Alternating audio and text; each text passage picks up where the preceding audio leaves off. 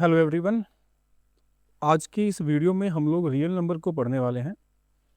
Real number को सीखने के लिए आपको बेसिक थोड़ी बहुत जानकारी होनी चाहिए, जैसे नंबर लाइन है ना, रेशनल इरेशनल। अगर नहीं भी है तो हम लोग यहाँ पे आराम से सीखेंगे उन चीज़ों को, कोई दिक्कत नहीं है। कुछ चीज़ें मैं आपको पहले क्लियर कर दूँ। जैसे इस सीरीज़ में हम लोग मेनली एनसीईआरटी को कवर करेंगे, ताकि आप लोग को कॉन्फिडेंस रहे कि हमने सिलेबस कंप्लीट कर दिया। ठीक है, सिर्फ एनसीईआरटी पढ़ के आपके 80 में से 70 भी नहीं आएंगे। ठीक है, 60 भी नहीं आने वाले। एनसीईआरटी के साथ ज़रूरी है कि आप बहुत सारे ढेर सारे क्वेश्चन को प्रैक्टिस करें। उसके लिए हम लोग प्रीवियस ईयर क्वेश्चन करेंगे।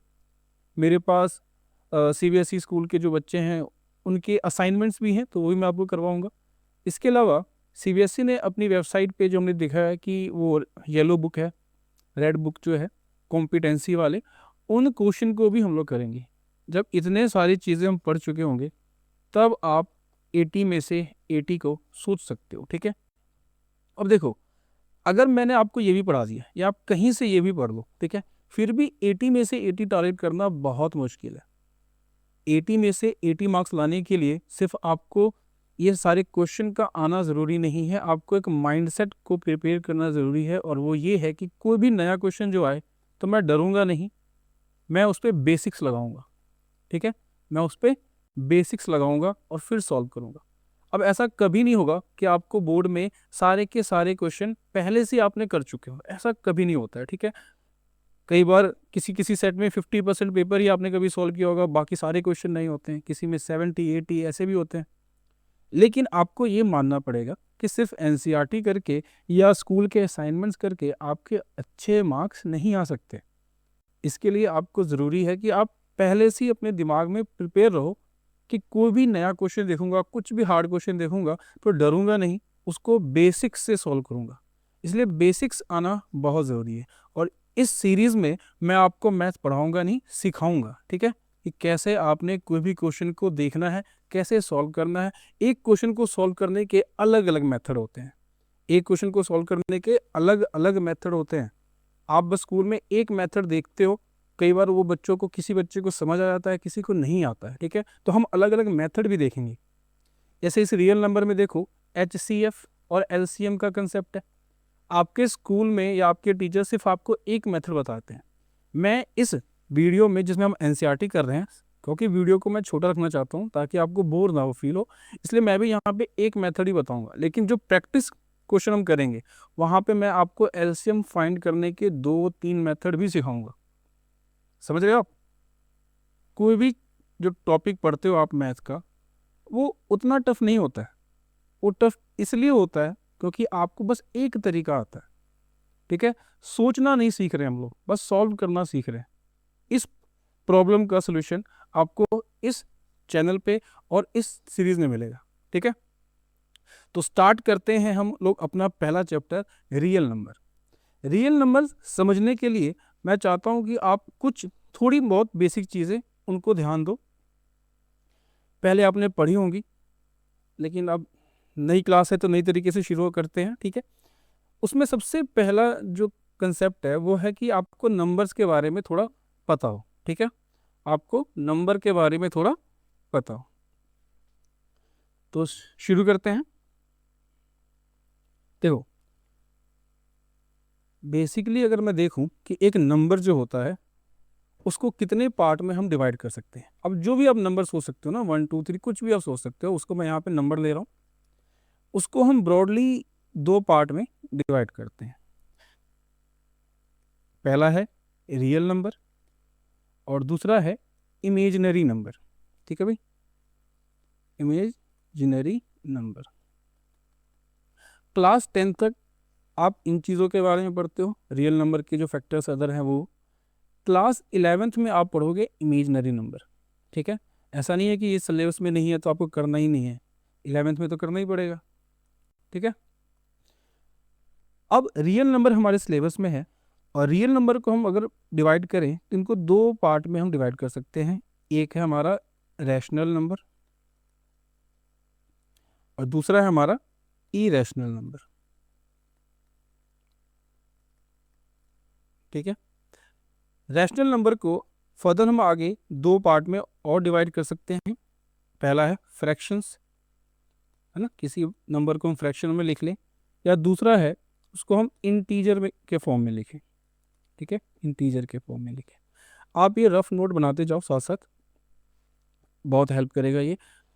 कुछ क्वेश्चन जो है इस कंसेप्ट से आपको इस चैप्टर में ना दिखे, लेकिन अगले किसी चैप्टर में जैसे एपी में आपको ज़रूर दिखेगा, है ना। तो वहाँ पर अगर कुछ चीज़ें नहीं आ जाए तो ये नहीं बोलना है कि कैसे आ गया, ये हमने पढ़ा ही नहीं है, ये आपने यहाँ पढ़ना है, ठीक है, और उसका यूज़ आपको किसी और चैप्टर में हो जाएगा।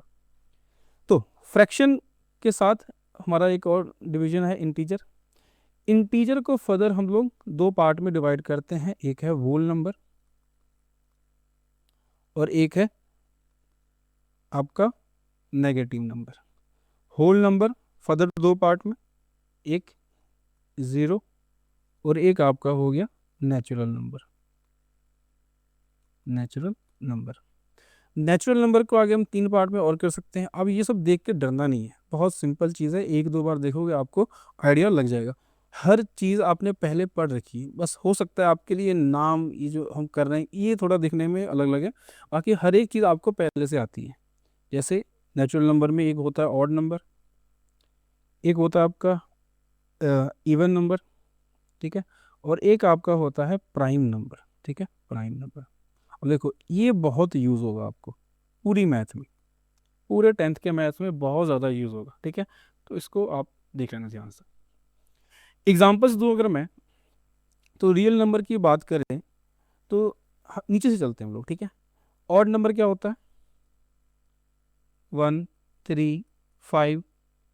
इवन नंबर क्या होता है, 2 4 6। जो दो से डिविजिबल हो इवन नंबर, जो दो से डिविजिबल ना हो वो आपका ऑड नंबर होता है, ठीक है। इसके बीच में एक और नंबर होता है प्राइम नंबर, ठीक है, प्राइम नंबर।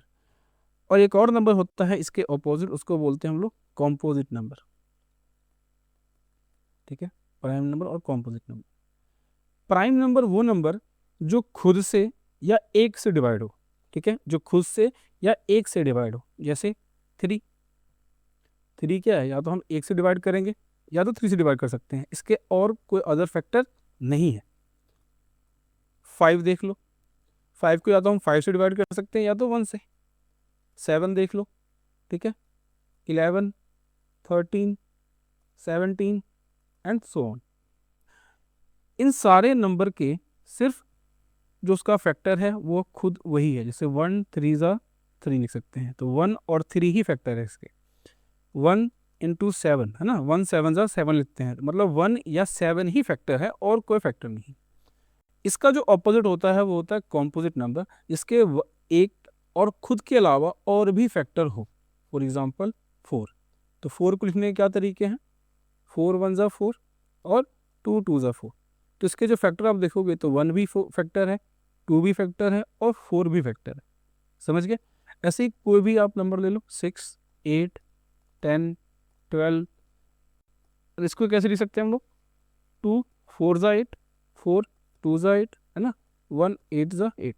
तो इसके फैक्टर क्या क्या हो जाते हैं, 2 1 4 और 8, है ना। तो देखो कॉम्पोजिट नंबर वो नंबर जिसके 1 और खुद के अलावा भी फैक्टर हो, उसको हम लोग बोलते हैं कॉम्पोजिट नंबर। और प्राइम नंबर वो जिसमें 1 और खुद ही उसके फैक्टर हो, उसको हम लोग प्राइम नंबर बोलते हैं, ठीक है। तो प्राइम नंबर और कॉम्पोजिट नंबर क्लियर है। अब इन सभी नंबर को हम लोग नेचुरल नंबर बोलते हैं, ठीक है, इन सभी नंबर को हम लोग नेचुरल नंबर बोलते हैं। नेचुरल नंबर को काउंटिंग नंबर भी कहा जाता है। काउंटिंग हम लोग कहाँ शुरू करते हैं, 1 से, तो 1 से लेके इन्फिनिटी तक कुछ भी आप काउंट करो वो आपका क्या है, नेचुरल नंबर, ठीक है। और 0 आपका हो गया ये 0। एक्चुअली आज ही मैंने एक वीडियो देखी, इसमें शाहरुख खान का एक शो आता था, उसमें वो क्वेश्चन पूछता है कि ऐसा कौन सा होल नंबर है जिसको हम रोमन लैंग्वेज में नहीं लिख सकते हैं, ठीक है। जैसे 1 को लिखते हैं ना हम लोग, ऐसे 2 को लिखते हैं, तो ऐसा कौन सा होल नंबर है जिसको हम लोग रोमन लैंग्वेज में नहीं लिखते हैं। और सैफ अली खान से क्वेश्चन पूछा था, ठीक है, हालांकि सैफ अली खान को ही आता था, ठीक है। तो आपको भी पता होना चाहिए 0 जो है उसको हम लोग रोमन लैंग्वेज में नहीं लिखते हैं, ठीक है, जीरो को हम लोग रोमन लैंग्वेज में नहीं लिख पाते। तो जीरो और नेचुरल नंबर ये मिलके बनाते हैं आपका होल नंबर। मतलब ये हुआ कि जीरो से लेके 1 2 3 इन्फिनिटी, ये आपके होल नंबर्स हो गए, ठीक है। अब नंबर लाइन पे देखें इंटीजर का, तो अगर ये ज़ीरो है और अगर ये इन्फिनिटी है और यहाँ से यहाँ ये आपका हो गया होल नंबर, तो ज़ीरो से इधर जो नंबर है आपके -1 -2 -3, ये सब आपके नेगेटिव नंबर है, ठीक है भाई, ये सब आपके नेगेटिव नंबर है। अब ये सारा मतलब कि माइनस इन्फिनिटी से प्लस इन्फिनिटी के बीच में ये कोई भी वैल्यू हो, ठीक है, कोई भी वैल्यू हो, उसको हम लोग रेशनल नंबर कह सकते हैं। अब एक और नंबर होता है, इसको लिखने का तरीका क्या है, फ्रैक्शन में, जैसे 1/2 है ना, कुछ भी ले लो यहाँ पे 8 3/7, इसको सॉल्व करोगे तो कोई नंबर आएगा और उस नंबर को हम लोग यहाँ पे आइडेंटिफाई कर सकते हैं, ठीक है। तो उसको बोलते हैं फ्रैक्शन नंबर, मतलब जिसको हम बटे में लिखते हैं, अपॉन में लिखते हैं वो। अब इन दोनों को हम लोग कंबाइन बोलते हैं रैशनल नंबर। क्या बोलते हैं, रैशनल नंबर। मतलब रैशनल नंबर में क्या आ गया, कोई माइनस की वैल्यू, कोई प्लस की वैल्यू, कोई अपॉन में ले लो, ठीक है, ज़ीरो ले लो, ये सब क्या है आपके रैशनल नंबर है। इसके ऑपोजिट होता है इरेशनल नंबर। अच्छा, रैशनल नंबर का भी तरीका है कि जिसको हम p/q के फॉर्म में लिखें और q not equal to zero हो। क्यों, देखो कोई भी नंबर जो है आपका वो एग्जिस्ट ही इसलिए करता है क्योंकि उसको नीचे से सपोर्ट मिलता है 1 का, जो कि हिडन होता है। फॉर एग्जांपल अगर मैं 5 लिखूं तो 5 एक्चुअली में 5 नहीं है, ये 5/1 होता है, ठीक है। अब क्योंकि हर एक नंबर के नीचे 1 होता है तो हम इसको इग्नोर करते हैं और सिर्फ 5 ही लिखते हैं। तो आज के बाद कोई भी नंबर देख लो आप, ठीक है, 11 12, तो वो 12 नहीं है, 12/1 है। देखो अब इसको हम p बोले और इसको q बोले और यहाँ पे q क्या है, ज़ीरो नहीं है, तो ये 12 क्या है, रैशनल नंबर है, ठीक है। कोई भी फ्रैक्शन की वैल्यू ले लो आप, 1/2, अगर ये p है और ये q है तो q क्या ज़ीरो है, नहीं है, q not equal to zero है, मतलब 1/2 क्या है आपका रैशनल नंबर, ठीक है। और ऐसे नंबर जिसको हम p/q के फॉर्म में नहीं लिख पाते हैं, ठीक है, जिसको हम p/q के फॉर्म में नहीं लिख पाते हैं उसको बोलते हैं हम लोग इरेशनल नंबर। अब देखो इरेशनल नंबर में मेनली आपको कुछ नंबर याद कर लो, जैसे √2 है ना, √3, √5, जो भी रूट में वैल्यूज़ हैं आपका वो, पाई, एप्सिलॉन, ये सब वैल्यू आगे पढ़ोगे आप। ऐसे जो कांस्टेंट वैल्यूज़ होते हैं कुछ कुछ वो, या आप मान लो ऐसे 0.1213 एंड सो ऑन, ठीक है। ऐसे नंबर जिसको हम लोग p/q के फॉर्म में नहीं लिख पाते हैं, ठीक है। अब देखो जैसे 22/7 लिखते हैं हम लोग पाई की वैल्यू को, और मैंने यहाँ पे कहा कि पाई तो इरेशनल है भाई, पाई को हम लोग p/q के फॉर्म में नहीं लिखते हैं, है ना। और अब देखो अगर मैं इस लॉजिक से चलूँ कि p/q के फॉर्म में है और q not equal to zero है, तो 22/7 जो है वो आपका रैशनल नंबर होना चाहिए, लेकिन ये तो इरेशनल है। एक्चुअली में ये इसलिए है क्योंकि पाई की ये अप्रॉक्सीमेट वैल्यू है, ठीक है, ये पाई की अप्रॉक्सीमेट वैल्यू है। जैसे 3.144 लेते हैं तो ये कभी ख़त्म नहीं हो रही है, ठीक है। ये हमने बस एज अ मैथ को इजी रखने के लिए, सोल्यूशन को इजी रखने के लिए हम लोग 22/7 एक अप्रॉक्सीमेट वैल्यू लेते हैं, ये इसकी एग्जैक्ट वैल्यू नहीं है, ठीक है। इसलिए कभी एग्जाम में क्वेश्चन आए तो आपने इसको रैशनल कंसिडर नहीं करना है, इरेशनल ही रहेगा ये, ठीक है भाई। अब रैशनल ये जो है आपके और इरेशनल ये जो है, ये सभी मिलके हमारा एक रियल नंबर बनाते हैं, वो रियल नंबर जिनका सच में अस्तित्व है आपके नंबर लाइंस पे। इसके ऑपोजिट होता है इमेजिनरी नंबर, ठीक है, इमेजिनरी नंबर। अब ये कंसेप्ट आपके सिलेबस में नहीं है, यहाँ करो भी मत आपको, क्योंकि ये बस अगर मैं आपको बोलूँ कि सिर्फ इतना है, ठीक है, आयोटा, तो इतना याद रखने से कुछ काम भी नहीं है आपका और फ़ायदा भी नहीं है। तो ये 11th का पार्ट है, आप 11th में ही करना, ठीक है। हमारा जो मेन पर्पस है, जो मेन टॉपिक है वो है रियल नंबर, और रियल नंबर पढ़ने से पहले मैं चाहता था कि आपको इन चीज़ों के बारे में पता हो, इसलिए मैंने ये बताया, ठीक है। अब हम लोग अपना चैप्टर स्टार्ट करेंगे, ठीक है भाई। तो एक दो चीज़ें आप और लिख लो थोड़ी बहुत, है ना।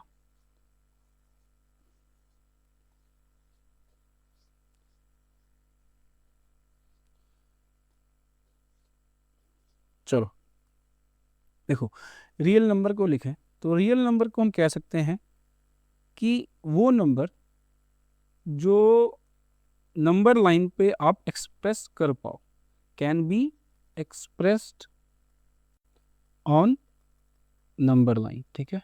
मतलब ये वाली लाइन, यहाँ पे 0 है, यहाँ पे माइनस इन्फिनिटी, यहाँ पे +∞। अब कोई भी नंबर जो सोचोगे उसको आप यहाँ कहीं ना कहीं खो सकते हो। असल में ऐसा क्यों कहते हैं हम लोग, जैसे मान लो ये 0 है, ये 1 है, ये 2 है, ये 3 है, तो 1 और 2 के बीच में कितनी वैल्यूज़ है, तो भाई 1 और 2 के बीच में इनफिनाइट वैल्यूज़ हैं। सिमिलरली -1 और -2 के बीच में कितनी वैल्यूज़ हैं, -1 और -2 के बीच में भी इनफिनाइट वैल्यूज़ हैं। तो नंबर लाइन पे इनफिनाइट वैल्यूज़ एग्जिस्ट करती हैं, ठीक है। तो ऐसा कोई भी नंबर जो हम लोग सोचते हैं, जो हम बोलते हैं, जो हम लिख सकते हैं जनरली यहाँ पे इमेजनरी नंबर को छोड़ के, है ना, वो सब क्या है, रियल नंबर है, और उनको हम लोग नंबर लाइन्स पे एक्सप्रेस कर सकते हैं। आगे सिंपल एक बात कि भाई रियल नंबर जो है वो रैशनल और इरेशनल का क्या है, सम है। अभी कोई बात तो है नहीं खास, है ना। हमने अभी पढ़ा था डिवीजन में कि रियल नंबर को रैशनल और इरेशनल दो पार्ट में डिवाइड कर सकते हैं। तो हम यहाँ पे बस लिख रहे हैं कि भाई रैशनल और इरेशनल को अगर हम सम कर दे तो वो रियल नंबर बनता है। सम मतलब ऐड नहीं, मतलब उनको होल कर दे तो रियल नंबर बनता है। थर्ड पॉइंट जो हम कह सकते हैं वो ये है कि ये नंबर जो होते हैं वो नेगेटिव, है ना, देखो नेगेटिव, पॉजिटिव और 0 कुछ भी हो सकते हैं, ठीक है। ये नंबर कुछ भी हो सकते हैं, 5/3 मान लो, 4/3, √3, पाई ना, 0, ये सब क्या है, रियल नंबर्स है। जनरली आप ऐसे सोच के चलो कि जो भी आप लिखते हो वैल्यूज़ कॉपी में, बुक में, वो सब क्या है, रियल नंबर है, ठीक है भाई। इसके बाद हमारी बुक में जो कंसेप्ट है वो ये है। इसमें यूक्लिड जो आपका कंसेप्ट था वो अब हमारे सिलेबस का पार्ट नहीं है, तो हम लोग यहाँ पे नहीं कर रहे हैं। एक्चुअली सिलेबस अब बहुत छोटा हो गया, साइंस में देखो या मैथ में खास करके बहुत छोटा हो गया। ऐसी ऐसी चीज़ें पहले थी जो हमने पढ़ी थी, फिर वो आप नहीं पढ़ रहे हो, काफ़ी छोटा हो गया। इसकी वजह से होता क्या है ना कि बच्चे आजकल खुद से रिसर्च नहीं करते, ना ही पढ़ते, ना ही टीचर उनको पढ़ाते हैं थोड़ा कि हाँ भाई ये भी चीज़ें जान लो स्मार्ट रहने के लिए। तो फिलहाल जितनी चीज़ें एनसीईआरटी में है हम उसी को कर रहे हैं। अदर जो कंसेप्ट है मैं आपको प्रैक्टिस वीडियोस में कराऊंगा, ठीक है। अब देखो थ्योरम 1.1, ये थ्योरम एग्जाम के लिए इंपॉर्टेंट है तो नहीं है, ठीक है, ना आपको पढ़ना है या ना याद रखना है, ये चीज़ें आपको पहले से पता है, ठीक है। बस आप यहाँ पे थोड़ा ध्यान दो। फंडामेंटल थ्योरम ऑफ अर्थमेटिक क्या कहता है, एवरी कॉम्पोजिट नंबर, देखो हमने कॉम्पोजिट नंबर कर लिया कि भाई वो नंबर जिसके 1 और खुद के अलावा भी अदर फैक्टर्स हो उसको कोई कहते हैं, can be expressed factorized as a product of prime, and this factorization is unique apart from the order in which the prime factor occur, ठीक है। इजी लैंग्वेज में समझे तो यहाँ पे ये कह रहा है कि भाई कंपोजिट नंबर को प्राइम नंबर के फैक्टर्स के फॉर्म में हम लिख सकते हैं, समझे। कंपोजिट नंबर को हम प्राइम नंबर के फैक्टर में लिख सकते हैं। कोई भी एक सिंपल सा एग्जांपल ले लो, मान लो 15 क्या है, कॉम्पोजिट नंबर है। 15 को अगर मैं प्राइम नंबर के फैक्टर में लिखूं तो इसको प्राइम फैक्टराइजेशन मेथड बोलते हैं। अब देखो फैक्टर निकालने के बहुत मेथड है, फैक्टर निकालने के बहुत मेथड है, आपके सिलेबस में सिर्फ प्राइम फैक्टराइजेशन मेथड है। और वो ये मेथड कैसे है, कैसे काम करता है कि हमने पहले छोटी मतलब 2 से स्टार्ट करो, 2 से कोई डिवाइड हो रहा है, नहीं हो रहा है, 3 से स्टार्ट करो, 3 से हो रहा है, हाँ भाई 3 से 5 टाइम पे 15 आता है। अब फिर से जाएगा, नहीं जाएगा, तो अब 5 से 5 1 जा 5, तो 15 को हम ऐसे लिख सकते हैं 1 × 3 × 5, है ना। अब देखो थ्योरम क्या कह रही है कि किसी भी कॉम्पोजिट नंबर को हम प्राइम फैक्टर के प्रोडक्ट के फॉर्म में लिख सकते हैं। अब देखो क्या ये प्राइम नंबर है, यस। क्या ये प्राइम नंबर है, यस। क्या ये प्राइम नंबर है, यस। ये कॉम्पोजिट नंबर कैसे बना, इन प्राइम नंबर्स को मल्टीप्लाई करके प्रोडक्ट करके, ठीक है। बस ये सिंपल सी बात है। आप किसी भी नंबर का निकालो, ऐसे ही निकालोगे, 66 का निकालते हैं तो देखो इसी तरीके से आपको करना है। अब ये चीज़ें आप मन में भी कर सकते हो, इजी है। किसी पर्टिकुलर क्वेश्चन पे आपको करना पड़ेगा जहाँ पे एग्जाम में भी आता है आपको कि फैक्टर निकालो विथ प्राइम फैक्टराइजेशन मेथड, वहाँ पे ये मेथड आपको प्रॉपरली सॉल्व करना है ना। फैक्टर तो आप मन में भी निकाल सकते हो लेकिन आपको ये आना चाहिए कि कैसे करना है। अब 66 को देखो कैसे कर सकते हैं, 2 से कर सकते हैं क्या, 2 3 6, 2 3 6, अभी 3 से जाएगा, 3 1 जा 3, 3 1 जा 3, ये 11 पे जाएगा आपका, 11 1 जा 11। अब 66 को हम लोग 1 इंटू 2 इंटू 3 इंटू 11, क्या ये प्राइम नंबर है? यस। क्या ये है? हाँ भाई ये है। हाँ 11 प्राइम है। हाँ है। सारी चीज़ें मैंने आपको इसलिए पहले ही डिटेल में बताई। अब 66 को मैं ये लिख सकता हूँ कि ये अलग अलग प्राइम नंबर्स, अलग अलग मतलब नहीं, उसी के फैक्टर्स के प्राइम नंबर्स के क्या है? प्रोडक्ट है ना। ये जो कॉम्पोजिट नंबर है अपने फैक्टर्स और वो फैक्टर्स जो कि प्राइम नंबर होते हैं उनके प्रोडक्ट से मिलके बना है। ठीक है भाई, अब आगे देखो, बस इतना याद रखना है और कुछ तो यहाँ पे काम का नहीं है, बाकी जो होगा हम लोग साथ साथ करेंगे। अब देखो ये क्वेश्चन इंपॉर्टेंट है, इससे क्वेश्चन बोर्ड में आते हैं। 2025 में भी एक क्वेश्चन आया था, उन्होंने एक नंबर दे दिया था और नंबर से पूछा था क्या ये नंबर को जब हम n की किसी भी वैल्यू के लिए, क्या ये नंबर 0 से एंड होगा या क्या ये नंबर 1 से एंड होगा, ऐसे करके एग्जाम में क्वेश्चन पूछे जाते हैं। ठीक है, अब देखो, consider the number 4 raise to power n, ठीक है, where n is a natural number. अब नेचुरल नंबर भी हमने कर लिया है भाई, काउंटिंग नंबर को बोलते हैं नेचुरल नंबर, मतलब 1 2 3 infinity. Check whether there is any value of n for which 4 raise to power n ends with digit 0। कह रहा है कि भाई चेक करो और बताओ कि n की भाई ऐसी कौन सी पावर है जिस पे इस वैल्यू को हम सॉल्व करें तो हमें जो नंबर मिले उसका जो लास्ट डिजिट हो वो आपका 0 हो। ठीक है, अब ऐसे क्वेश्चन को सॉल्व करने के लिए आपको रट्टा नहीं मारना है। ठीक है, कोई भी क्वेश्चन आप देखो जिसमें क्वेश्चन हो ऐसा 3n+4, अब बताओ क्या है या नहीं है, उसमें आपको n की अलग अलग वैल्यूज लेके चेक कर लेना है। ठीक है, n की अलग अलग वैल्यूज लेके आपको चेक कर लेना है। अब इसको आप कैसे करोगे? देखो, अगर मैं 4 की पावर 1 रखूं तो ये नंबर जो आएगा हमारा वो आएगा सिर्फ 4। 4 की पावर अगर 2 रखूं तो हमारा ये बनेगा 4 इंटू 4, और नंबर जो हमें मिलेगा वो मिलेगा 16। तो हमारा जो लास्ट डिजिट है वो क्या है भाई? 6। 4 की पावर अगर मैं 3 लिखूं तो 4 इंटू 4 इंटू 4, ये हमारा बनेगा 64। ठीक है, और यहाँ पे जो हमारा लास्ट डिजिट है वो आया है 4, ना कि 0। ठीक है, तो हम ये देख रहे हैं कि भाई n की वैल्यूज जो हम ले रहे हैं उस पर हमें जीरोस नहीं मिल रहा। ठीक है, और आप कितने भी वैल्यूज ले लोगे आपको जीरोस नहीं मिलेंगे।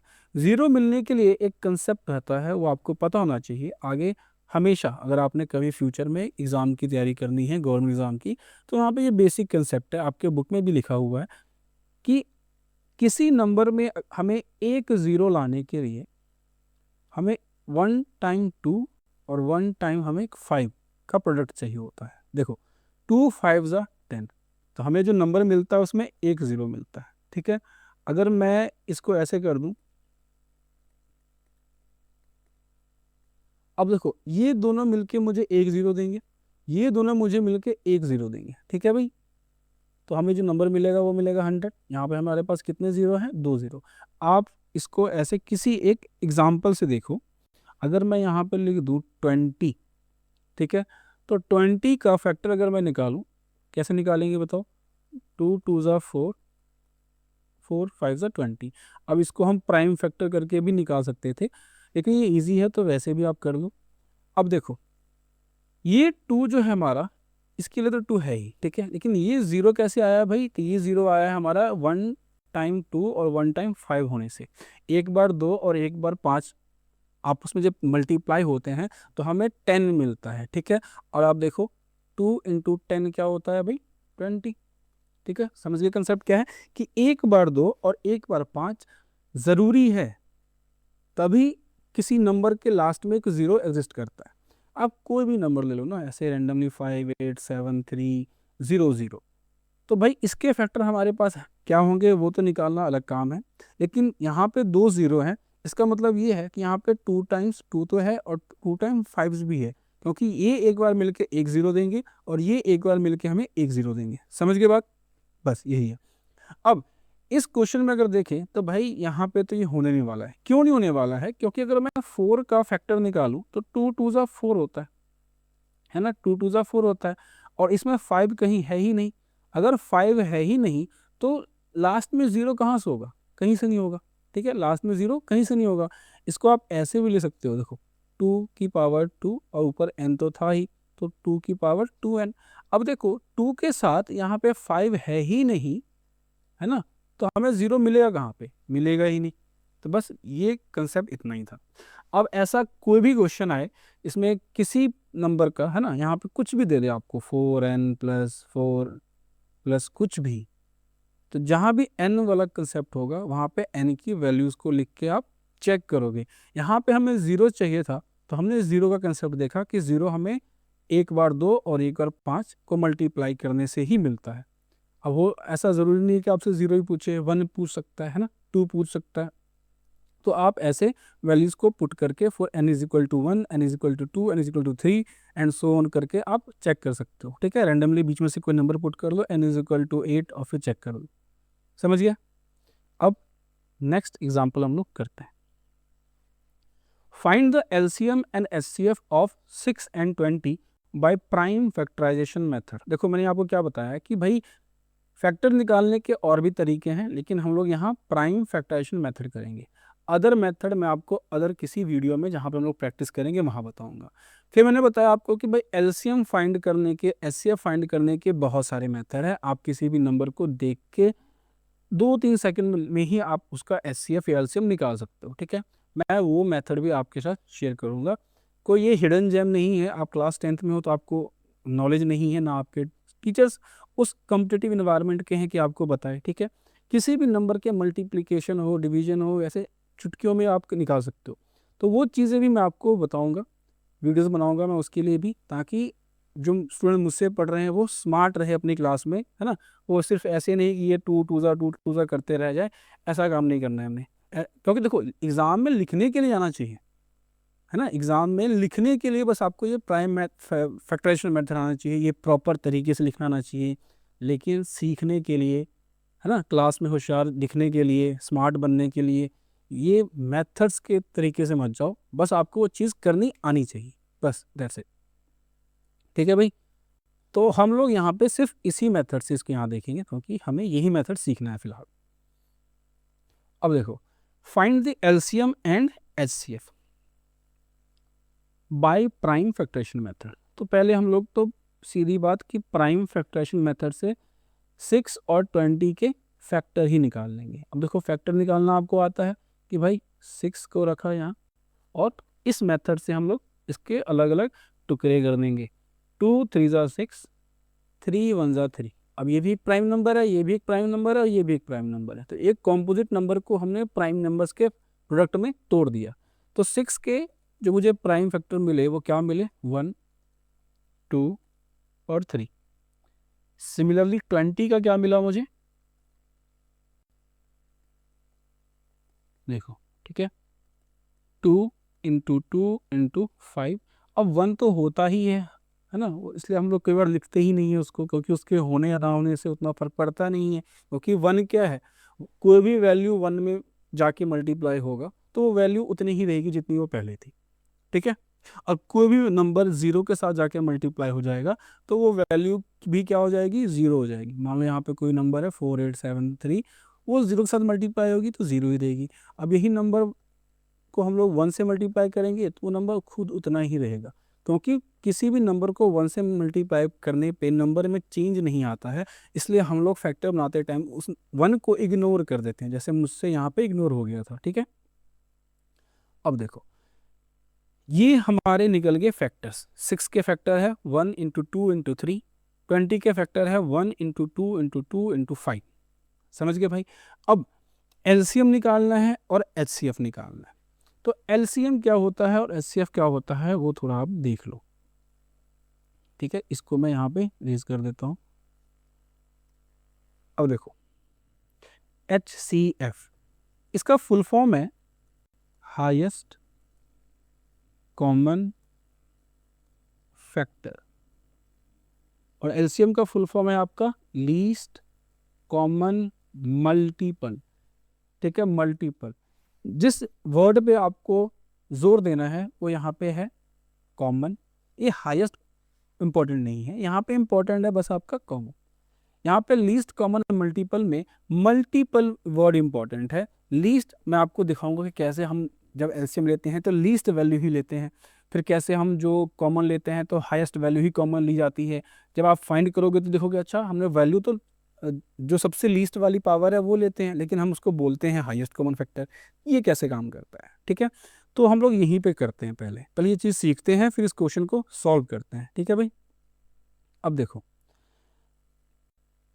या हम पहले इसको हम आंसर निकाल लेते हैं, फिर मैं आपको दिखाता हूँ कि कैसे आंसर आ रहे हैं मेथड से, ठीक है, बेसिक से। तो बेसिक करना बहुत इंपॉर्टेंट है किसी भी क्वेश्चन को सोल्यूशन करने से जाने से पहले। सोल्यूशन कैसे होगा वो तो आप रट्टा मार लोगे, है ना, ऐसे क्वेश्चंस में। लेकिन जैसी क्वेश्चन चेंज होगा, है ना, और बोर्ड में आप लोगों अच्छा ये तो हमने किया ही नहीं है, question out of the syllabus आ गया है, तो वो कैसे होता है, वो तब होता है जब आप बेसिक नहीं करते हो, ठीक है। अब देखो 6 के मैंने फैक्टर निकाल लिए 1 2 एंड 3, 20 के निकाल लिए 2 2 और 5। अब जब मैं HCF लेता हूँ इसका, जब मैं HCF लेता हूँ इसका, तो HCF में मैं देखता हूँ कि ऊपर नीचे क्या कॉमन है। 2 इधर भी है, 2 इधर भी है, 1 इधर भी है, 1 इधर भी है, तो 1 और 2 कॉमन है। क्या 3 दोनों तरफ है? नहीं। क्या ये 2 दोनों तरफ है? नहीं। क्या इसके लिए 5 दोनों तरफ है? नहीं। तो हमारे पास जो दोनों तरफ वैल्यू आ रही है वो बस यही आ रही है 1 और 2। तो HCF हमारा हो जाएगा यहाँ पे 2, ठीक है। LCM देखो, LCM, अब LCM के लिए आपको क्या करना होता है, देखो कॉमन जो आ रहा है वो तो लिखना ही है, मतलब कि एलसीएम में एचसीएफ की वैल्यू तो होती ही होती है, मैं आपको पहले ही बता रहा हूँ, ये ऑब्जर्वेशन है, ठीक है। एलसीएम में एचसीएफ की वैल्यू होती ही होती है। इसके अलावा जो भी रिमेनिंग वैल्यूज रह गई हैं जो आपको नहीं दिख रही है, जिसका पेयर नहीं बन पाया है, उसको भी लेना है। जैसे 3 यहाँ पे है, 3 नीचे नहीं है तो 3 को ले लो। यहाँ के 2 के लिए ऊपर 2 नहीं था, अकेला है, उसको भी ले लो, उसको भी नहीं छोड़ना है। 5 नीचे है, ऊपर नहीं है, अकेले नहीं छोड़ना है, इसको भी ले लेना है, ठीक है। तो ये सारे नंबर, ठीक है, ये सारे नंबर जो है उसको जो आप मल्टीप्लाई करोगे तो जो वैल्यू मिलेगी आपको वो क्या मिलेगी, LCM। तो LCM निकाल लो इसका, LCM निकालो तो 4 इंटू 2 इंटू 2 4 20 60, ठीक है। इसकी वैल्यू आ गई हमारे पास LCM 60। समझ रहे हो आप कैसे आई LCM। HCF में हमने बस कॉमन लेना है कि ऊपर नीचे दो वैल्यू एग्जैक्ट सेम मैच हो रही है, उसको लेके आपने HCF बोलना है। LCF में वो जो मैच हुई थी वो तो हुई है, ठीक है, मतलब कि HCF की वैल्यू तो होगी ही होगी, इनटू जो रिमेनिंग बच गए हैं जिसके पेयर नहीं बन पाए हैं उनको भी आपने लेना है और मल्टीप्लाई करके LCM निकाल लेना है, ठीक है, मल्टीप्लाई करके LCM निकाल लेना है। अब देखो HCF निकालने का एक और भी सिंपल तरीका है, ये क्या है, इसमें हाईएस्ट कॉमन फैक्टर। तो हमने कॉमन लेना है भाई, तो ले लेते हैं कॉमन। वैल्यू जो हमारे पास है वो है 6,20। अब इस तरीके से कॉमन लेना, अगर यहाँ पे मान लो प्लस होता कुछ और वैल्यू होती तो आपको कॉमन लेना आता है ना। 6 और 20 में 2 तो दिख ही रहा है आपको कॉमन, तो वो तो लेना ही है। जैसे मैं यहाँ पे कॉमन लेता हूँ कि भाई 6 और 20 में 2 कॉमन था, तो 2 बाहर निकाल लिया, तो यहाँ बचा हमारा 3, यहाँ बचा हमारा 10। अब क्या 3 और 10 में कोई वैल्यू कॉमन आ रही है? अगर आ रही है तो हम बाहर निकालेंगे उसको, अगर नहीं आ रही है तो हम बोलेंगे भाई ये जो बाहर की वैल्यू है यही HCF है। देखो सिंपल तरीका है ये। इस तरीके से कॉमन लेना क्लास 10th के हर एक बच्चे को आता है, आप 6-7 से ऐसे काम कर रहे हो। उसी तरीके का यूज अगर आप यहाँ पे करोगे तो HCF निकालने में कभी कोई दिक्कत होगी ही नहीं, है ना। ये जो आपको स्कूल में दिखाते हैं कि अच्छा 2 की पावर 1 और 3 की पावर 1 है यहाँ पे, यहाँ पे आपको लिखोगे 2 की पावर 2 और 5 की पावर 1 है यहाँ पे, है ना। HCF के लिए जो लीस्ट वाला होता है वो ले लेते हैं, और LCM के लिए जो हाईएस्ट पावर होती है उसको लेते हैं। फिर बच्चे कन्फ्यूज होते हैं, अच्छा पावर हाईएस्ट है लेकिन LCM का मतलब है लीस्ट, यहाँ पे हाईएस्ट और लीस्ट में कन्फ्यूजन आता है। उसी तरीके से HCF मतलब हाईएस्ट होता है लेकिन हम लोग पावर देख रहे हैं लीस्ट वाला। इसी पॉइंट पे कन्फ्यूजन होता है बच्चों को। 40 अगर बच्चे हैं क्लास में तो 20 बच्चे इस चीज़ से कभी बाहर निकल ही नहीं पाते, कि क्या ये लफड़ा क्या है, हाईएस्ट लिखा है लीस्ट पावर ले लेते हैं, लीस्ट लिखा है हाईएस्ट पावर ले लेते हैं एलसीएम निकालने के लिए। तो इसलिए हम यहाँ पे लिख ही नहीं रहे कि भाई पावर 1 पावर 1 पावर 2 पावर 3, ये कन्फ्यूजन रखो ही मत, समझे। इसके अलावा ये एक मेथड था ना कि आप सिंपली बस कॉमन निकाल लो, जो भी वैल्यू कॉमन निकल सकती है वो HCF है, जो भी वैल्यू कॉमन निकल सकती है वो HCF है, और जो नहीं निकल सकती वो हम निकाल रहे हैं यहाँ पे। देखो अगर हम इसका LCM निकालना चाहें तो देखो मैं क्या करता हूँ, 6 का टेबल पढ़ता हूँ। 6 1 जा 6, 12 18 24 30 36 42 57 56 63, एक सेकंड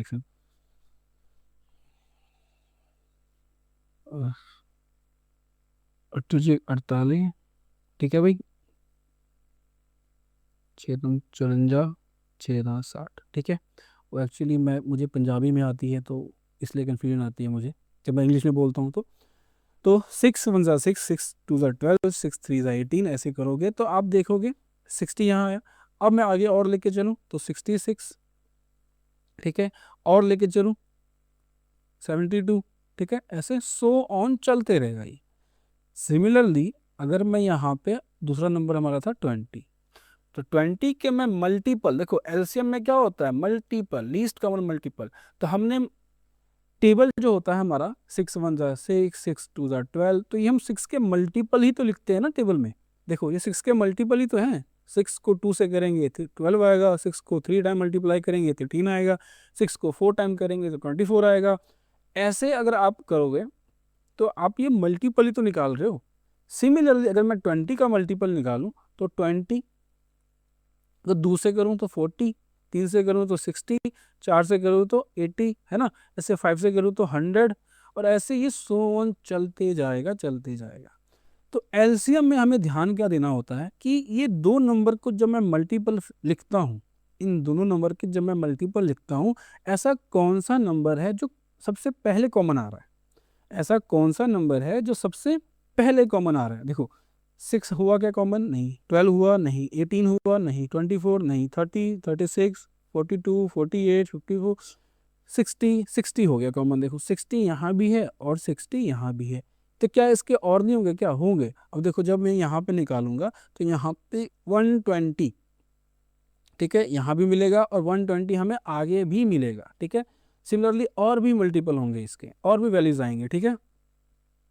लेकिन जो सबसे छोटा वैल्यू होगा जो मैच कर गया हमारे दोनों नंबर के, जब हम मल्टीपल लिखते हैं, जो अब दोनों नंबर के हम टेबल पढ़ते हैं, टेबल पढ़ते टाइम जो सबसे छोटी वैल्यू है जो मैच कर गई दोनों में, उसी को हम लोग लीस्ट कॉमन मल्टीपल बोलते हैं। अब देखो जैसे 6 और 12 के 60 भी मल्टीपल है और 120 भी मल्टीपल है, सिमिलरली ऐसे और मल्टीपल होंगे। लेकिन 60 जो है वो सबसे पहला मल्टीपल है, सबसे छोटी वैल्यू है जो दोनों को हम टेबल पढ़ते हैं तो सबसे छोटी वैल्यू जो हमें मिलती है 60, इसलिए इसका नाम है लीस्ट कॉमन मल्टीपल। क्योंकि दोनों में कॉमन मल्टीपल तो 20 भी है लेकिन वो लीस्ट नहीं है। इससे नीचे भी एक वैल्यू है 60 जो दोनों में कॉमन मल्टीपल भी है और लीस्ट भी है, सबसे छोटी वैल्यू भी है। अब 60 से नीचे ऐसी कोई वैल्यू नहीं है जो दोनों में कॉमन आ रही है। देखो ना 6 आ रहा है, ना 12, ना 18, ना 24, ना 30, कहीं नहीं है दोनों में। 36 कॉमन नहीं है, 42 कॉमन नहीं है, 48 कॉमन नहीं है, 54 कॉमन नहीं है। या आप ऐसे देखो तो 20 इधर है, 20 इधर नहीं है कहीं, 40 यहाँ है तो 40 नहीं है कहीं, लेकिन 60 जो है वो दोनों में मिल गई हमें। वैसे ही 120 जो है वो दोनों में मिल गई हमें, ठीक है। और 60 के मल्टीपल मतलब 180 भी आएगा आपका, 180 भी कॉमन होगा, 220 240 भी कॉमन होगा, जो इसके टेबल में भी आ रहा है उसके टेबल में भी आ रहा है। लेकिन वो ग्रेटेस्ट कॉमन मल्टीपल हो सकते हैं ना, लीस्ट नहीं हो सकता। लीस्ट सबसे पहला वाला होगा जो कि है हमारा 60। ध्यान से समझो चीज़ों को, बहुत ईजी है, ठीक है। देखो मैंने आपको बता दिया HCF, ठीक है, मैंने आपको यहाँ बता दिया LCM। अब यही सेम कंसेप्ट लगा के भी हम लोग आगे क्वेश्चन सॉल्व कर सकते हैं, लेकिन ये तरीका मुश्किल है भाई। देखो ये समझने के लिए है, ऐसे आप सॉल्व नहीं कर सकते हो। ऐसे आप सॉल्व करके HCF जरूर निकाल सकते हो, लेकिन ऐसे सॉल्व करके LCM निकालोगे तो आप स्कूल के बच्चे निकाल सकते हो, लेकिन आगे अगर आपसे किसी ने पूछ लिया कि भाई दोनों का एलसीएम क्या है, तो अगर ऐसे आप सॉल्व करने लग गए तो भाई आपको स्मार्ट नहीं डम समझेगा, वो क्या गधा बच्चा है ना। तो ऐसे काम बस आपको पता होना चाहिए, ये बेसिक है कि ऐसा। अच्छा, अब बहुत बड़े बड़े क्वेश्चन जो कुछ होंगे जो आपके लिए सिलेबस में नहीं होंगे, बोर्ड में एग्जाम में आ जाएंगे, वो अगर आप ऐसे सॉल्व नहीं कर पा रहे हो तो ऐसे सॉल्व कर लोगे भाई, समझे, ऐसे आप सॉल्व कर लोगे बेसिक कंसेप्ट लगा के। तो बेसिक आना इसलिए ज़रूरी है, ठीक है। तो हमने प्राइम फैक्टराइजेशन मेथड से एचसीएफ भी निकाला और एलसीएम भी निकाला। हमने बेसिक तरीका देखा कि एलसीएम कैसे मिलता है हमें, एचसीएफ कैसे मिलता है हमें, और हमने ये भी देखा कि भाई एलसीएम की जो वैल्यू होती है उसमें एचसीएफ होता ही होता है, ठीक है, एचसीएफ होता ही होता है। अब हम चलते हैं अपने नेक्स्ट क्वेश्चन पे। क्वेश्चन नंबर 3 जो है वो कह रहा है कि भाई HCF find the HCF of 96 and 404 by prime factorization method, hence find their LCM। इन दोनों नंबर का हमें HCF बताओ और LCM बताओ। प्राइम फैक्टराइजेशन मेथड लगाने को बोला है तो हम कुछ नहीं कर सकते हैं, हम तो सिर्फ फैक्टर निकालेंगे भाई। जब हम फैक्टर निकालेंगे यहाँ पे तो देखो हमारे क्या मिलेगा, फैक्टर 2 से जाएगा ये, है ना, क्योंकि ये इवन नंबर है तो 2 से डिवाइड होना ही होना है। तो 2 4 ज़ा 8 16, ठीक है भाई, ये 8, यहाँ पे करेंगे हम 2 2 नहीं 4, ठीक है, 12 3 6 और 3 3, ठीक है। 1 2 3 4 5 6 ऐसा हमारा मिला हमें factor 2 into 2 into 2 into 2 into 2 into 3। Similarly 404 के जब हम निकालेंगे तो हमें मिलेगा ऐसा 4 4, ठीक है। अब देखो ये 1 आ गया, ये हमारे पास 2 आ गया, तो क्या ये डिवाइड होगा? नहीं होगा भाई। अब 3 से करके चेक करो तो 9 नहीं होगा, 4 2 से नहीं हुआ तो 4 से नहीं होगा, है ना। 5 से होगा? नहीं होगा। 6 नहीं होगा। 101 एक प्राइम नंबर है, तो ये या तो 1 से हो सकता है या तो खुद से होगा, और कोई अदर नहीं है। देखो 101 डिवाइडेड बाय 1, ठीक है। तो 404 के फैक्टर हमें मिले 2 इंटू 2 इंटू 101, ठीक है, 2 इंटू 2 इंटू 101। ये है 404 के फैक्टर, ये है हमारे 96 के फैक्टर। अब HCF निकालने के लिए, है ना, चाहे हाईएस्ट दिया है, लेकिन आप समझो कि हाईएस्ट कितना कॉमन ले सकते हैं। हाईएस्ट वर्ड इंपॉर्टेंट नहीं है यहाँ, यहाँ कॉमन वर्ड इंपॉर्टेंट है। तो इसके फैक्टर में से, इसके फैक्टर में से ज़्यादा मैं 2 बार 2 को ही कॉमन ले सकता हूँ, है ना। 3 2 को नहीं ले सकता, क्योंकि 3 बार यहाँ है लेकिन यहाँ नहीं है। ज़्यादा से ज़्यादा मैं 2 बार 2 को ही कॉमन ले सकता हूँ। तो हमारा यहाँ पे HCF में हम लोग लिखते हैं 2 इंटू 2। अब देखो 101 तो इधर रह गया, इधर कुछ और मैच हो रहा है क्या? नहीं। तो यहाँ पे हमारे पास कॉमन सिर्फ इतना ही आया, तो HCF की वैल्यू हो गई 4, ठीक है। अब देखो LCM, LCM में क्या लेते हैं हम लोग भाई? जो हमारा कॉमन आया वो तो आया ही आया, ठीक है। जो हमारा कॉमन आया वो तो हमने लिखना ही था। और देखो यहाँ पे एक फॉर्मूला यूज़ करते हैं हम लोग, ठीक है। यहाँ पे हम लोग एक फॉर्मूला यूज़ करते हैं, ऐसे एलसीएम नहीं निकालते हैं। ऐसे भी निकाल सकते हो ना, एचसीएफ इंटू जो रिमेनिंग बच गए 2 2 2 3 101 सबको मल्टीप्लाई कर दो तो आपका एलसीएम आ जाएगा। लेकिन हम लोग यहाँ पे एक फॉर्मूला यूज़ करेंगे जो आपके बुक में है, वो ये है कि भाई 2 नंबर जो होंगे, नंबर 1 इंटू नंबर 2, इसको मल्टीप्लाई करोगे तो हमारा एलसीएम इंटू HCF के इक्वल होगा। मतलब ये जब हमारी HCF आती है और जो हमारी LCM आती है, उन दोनों को मल्टीप्लाई करेंगे तो जो नंबर हमें पहले से दिए रहते हैं उनको मल्टीप्लाई करेंगे तो तुम्हें की वैल्यू एग्जैक्टली सेम आनी चाहिए। ये हमारा फॉर्मूला है, इस फॉर्मूले को आप याद कर लो। अब चेक कर लेते हैं, 96 इंटू 404 को हम मल्टीप्लाई करके जो वैल्यू आएगी वो वैल्यू होगी आपके LCM इंटू HCF के। अब इसको चेक करूं, फिर यहाँ पे HCF की वैल्यू लिखूं, LCM की वैल्यू लिखूं, तो थोड़ा लेंथी जाएगा। हम पहले ही कर लेते हैं इसको, मैथमेटिकल ऑपरेशन कर लेते हैं कि भाई 96 into 404 divided by HCF, HCF की वैल्यू है 4, इज इक्वल टू LCM होगा ना भाई। अब 4 से करेंगे तो 8 अच्छा 16 24 आया। और जब आप इसको मल्टीप्लाई करोगे, इसको जब आप मल्टीप्लाई करोगे तो देखो 4 4 ज़ा 6, लास्ट में हमारा जो वैल्यू आएगा वो 6 रहेगा ही रहेगा लास्ट डिजिट में, ठीक है। आप ऐसे भी आंसर को चेक कर सकते हो अगर ऑप्शन में कुछ है तो। मान लो ऑप्शन में आपके पास बहुत सारी वैल्यू है ना, 13 या 131 132 133, कुछ भी हो, मान लो 146 6।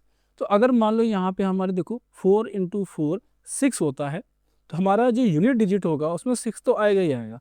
और अगर ऐसे किसी ऑप्शन में आपको दिख रहा है कि यूनिट डिजिट 6 नहीं है, यूनिट डिजिट 6 नहीं है, यहाँ पे यूनिट डिजिट 6 है, तो यही हमारा आंसर होगा। और ऐसे करके आप टाइम बचा लोगे, है ना। एमसीक्यू में ऐसे करके आप टाइम बचा लोगे, उतना बचा हुआ टाइम आप लॉन्ग क्वेश्चन में दोगे, आपके मार्क्स इंप्रूव होंगे ऐसे, ठीक है। इसकी जो वैल्यू आएगी आपको मल्टीप्लाई करने पे वो आएगी 9696, ठीक है। ये आपकी एलसीएम आ जाएगी। आप इस तरीके से फॉर्मूले पे भी एलसीएम ले सकते हो। अब देखो एचसीएफ में लेता हूँ इसका, जो हमने एक तरीका देखा था उससे, ठीक है। देखो 96404 है ना, ये नंबर है। इसमें से अगर मैं कॉमन लूँ तो भाई 2 ले सकता हूँ, ले लेते हैं, ठीक है, क्योंकि 8 2 8 16, ठीक है भाई, 4 2 4, ठीक है, ये हो गया हमारा। अब 48202 से मैं कुछ कॉमन ले सकता हूँ भाई, 2 ले सकता हूँ मैं, कॉमन ले लेता हूँ फिर से मैं 2। तो जब मैं 2 कॉमन लूँगा तो यहाँ मुझे मिलेगा, है ना, देखो क्या मिलेगा, 2 दूनी 4 2 चौके 8, ठीक है, और ये हमारा ये मिलेगा।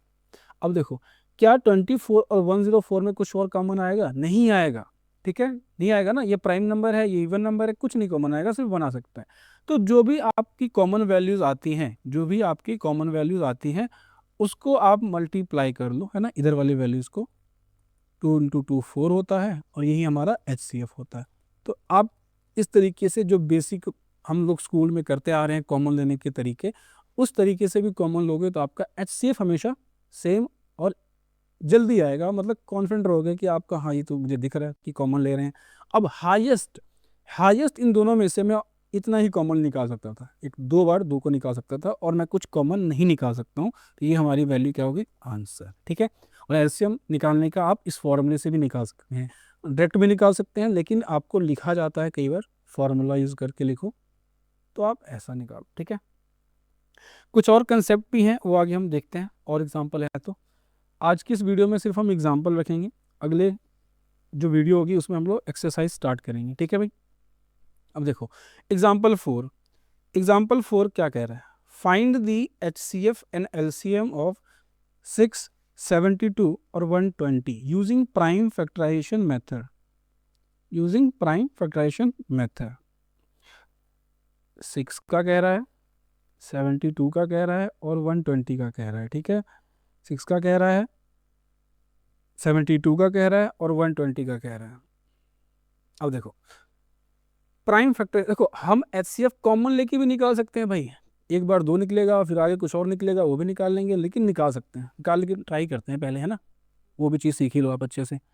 इसमें से अगर मैं कॉमन लूँ तो मुझे दिख रहा है कि भाई 2 कॉमन ले सकता हूँ। जब 2 कॉमन लूँगा तो यहाँ बचेगा मुझे 3, यहाँ बचेगा 6 6 के 12, ठीक है, यहाँ बचेगा मुझे 60।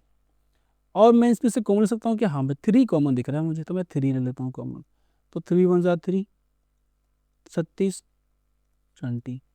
अब देखो ये 1 आ गया। अब इन तीनों में से मैं कुछ और कॉमन नहीं ले सकता, है ना।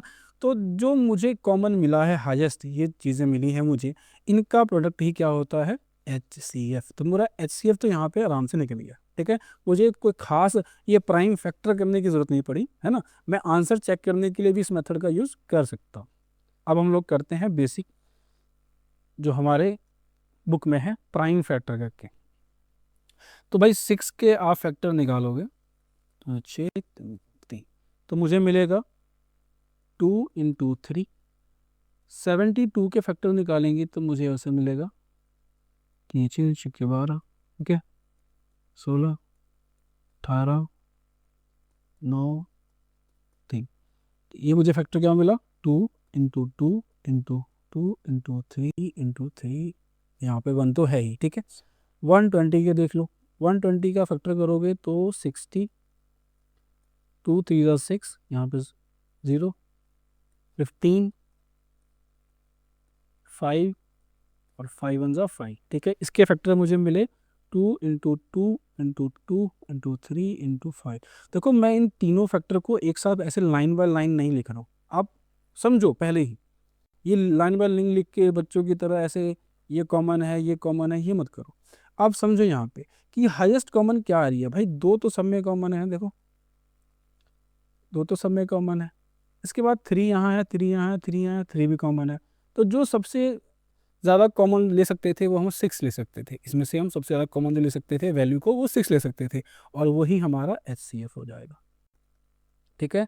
2 और 3 इस सब में है, इसके अलावा और कोई चीज़ ऐसी नहीं है जो तीनों में कॉमन हो, तो ये हमारा हो गया HCF। अब LCM भी निकाल सकते हैं हम लोग इसी मेथड से, या हम निकालेंगे फॉर्मूले की मदद से निकाल सकते हैं हम लोग, ठीक है। नंबर 1 इंटू नंबर 2, मतलब इसको A इंटू बी लिख लो, है ना, 2 नंबर है, इसको A और B लिख लो। क्या हम C लिख सकते हैं यहाँ पे, क्या LCM इंटू HCF? यही तो क्वेश्चन है हमारा कि तीन वैल्यू जब गिवन हो तो क्या हम इस फॉर्मूले से LCM HCF निकाल सकते हैं क्या? नहीं निकाल सकते, मैं आपको पहले ही आंसर बता रहा हूँ, नहीं निकाल सकते हम लोग, ठीक है। LCM और HCF के जो फॉर्मूला है ये सिर्फ 2 नंबर A और B, या नंबर 1 और नंबर 2 जब हमारे पास होता है, 2 नंबर जब होते हैं तभी ये फॉर्मूले से हम लोग LCM HCF निकाल सकते हैं। जब वैल्यू बढ़ जाती है, 3 हो जाए 4 हो जाए, अब ये ज़रूरी नहीं है ना कि आपसे हमेशा 2 नंबर का LCM पूछा जाए या HCF पूछा जाए। 4 नंबर 5 नंबर 10 नंबर के HCF LCM पूछ सकते हैं, तो उसको निकालने का तरीका ये फॉर्मूला कभी नहीं होगा, ठीक है। ये फॉर्मूला सिर्फ जब हमारे पास 2 ही नंबर हो कोई, तभी वैलिड है, समझ गए। तो यहाँ पे हम लोग निकालेंगे बेसिक, जो हमने पहले ही देख लिया है कि LCM HCF कैसे निकालते हैं उस तरीके से। तो LCM निकालने के लिए यहाँ पे देखो क्या ले सकता हूँ मैं, यहाँ पे सब वैल्यूज को ले लेंगे, सब वैल्यूज को ले लेंगे। तो 2 और 3 तो हमने ले ही लिया था, है ना, 2 और 3 तो हमने ले ही लिया था। रिमेनिंग क्या बचा है, देखो रिमेनिंग बचा है हमारे पास ये 2, ठीक है। 2 इंटू 2, 2 इंटू 2, यहाँ भी 2 है, यहाँ भी 2 है ना, 3, ठीक है भाई, और 5 का भी पेयर नहीं बना, तो देखो ये जो है और ये जो है HCF में तो पहले ही आ गए थे, और जो नहीं आए हैं उनको लिख लो भाई। ये दोनों के लिए पेयर नहीं है तीनों में आपस, तो इनके लिए भी हम लिख लिया 2 इंटू 2, ठीक है। और ये 3 यहाँ पे बच गया था, इसके लिए भी हमने लिख लिया। 5 यहाँ बच गया था, इसके लिए भी लिख लिया। हमने किसी को अकेला छोड़ना ही नहीं, ठीक है। अब इसको मल्टीप्लाई कर लो, 2 इंटू 2 इंटू 2, 3 इंटू 3, 5 ना, 1 भी ले लो आप, ठीक है। इसको जब मल्टीप्लाई करोगे तो आपकी वैल्यू जो आएगी वो आपका LCM होगी। कर लो, 4 20 60 360, ठीक है भाई, ये आपका आ जाएगा 360। LCM जो होगा वो आएगा आपका 360, LCM जो होगा आपका 360। अब आप चेक कर सकते हो, एज अ क्यूरियस स्टूडेंट आप चेक कर सकते हो, ऐसे चेक करो आप खुद से। 6 के फैक्टर लिखो पूरे जहाँ तक लिख सकते हो, 72 के फैक्टर लिखो, 120 के फैक्टर लिखो, और आप देखोगे 360 एक ऐसा नंबर आता है जो तीनों में सबसे पहले आ गया। हम आगे भी हो सकते हैं, 360 इंटू 2 करेंगे तो वो दूसरी नंबर होगी, 360 इंटू 3 करेंगे वो तीसरी नंबर होगी, लेकिन 360 वो पहली नंबर है जो तीनों में कॉमन है, तो वही हमारी आपकी क्या होगी, LCM होगी। और ये भी आप याद रखो कि 3 वैल्यूज़ के लिए ये प्रोडक्ट, ये फॉर्मूला वैलिड नहीं होता है, ठीक है। नेक्स्ट एक्सरसाइज 1.1, ये हम अगली वीडियो में करेंगे। आज के लिए हम लोग इतने ही रखते हैं, ठीक है भाई। तब तक के लिए पढ़ो, नए नए क्वेश्चन ट्राई करो, और जो नहीं बनते हैं आप कमेंट बॉक्स में लिखो, या आप मुझसे इंस्टाग्राम पे जुड़ो, मैंने लिंक दिया हुआ है, वहाँ पे आप क्वेश्चन डायरेक्टली पूछो, मैं आंसर वीडियो बना के आपको समझा दूंगा, ठीक है। तब तक के लिए बाय।